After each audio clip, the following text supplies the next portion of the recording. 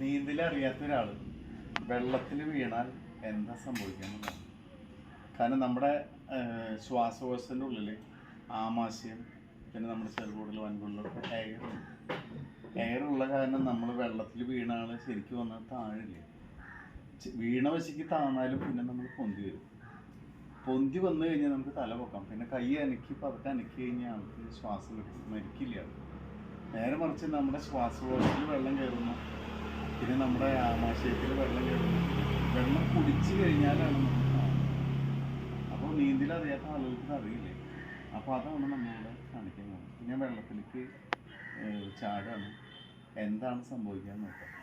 Okay, മേലേക്ക് വെള്ളം നിറയ്ക്കും, പഠിക്കുന്നുണ്ട് ഡോക്ടർ.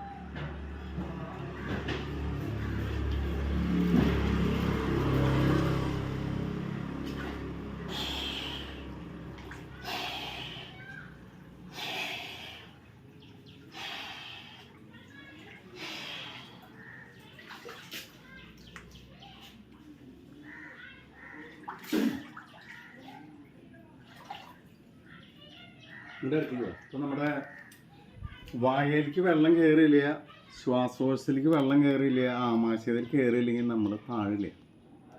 കാരണം നമ്മൾ താന്ന് കഴിഞ്ഞാൽ തന്നെ പൊന്തി വരും. അപ്പോൾ നീന്തലറിയാത്ത ആളുകൾക്ക് ഇത് അറിയില്ല. അതുകൊണ്ട് ഭയപ്പെട്ടിട്ട് വെള്ളം കുടിക്കാതിരിക്കുക, ശ്വാസം പുറത്തേക്ക് വിടാതിരിക്കുക. പൊന്തി വരുമ്പോൾ സാവധാനം കൈ അനക്കി തല നീർത്ത് കഴിഞ്ഞാൽ നമുക്ക് ശ്വാസം വലിച്ചു വിടാൻ പറ്റും.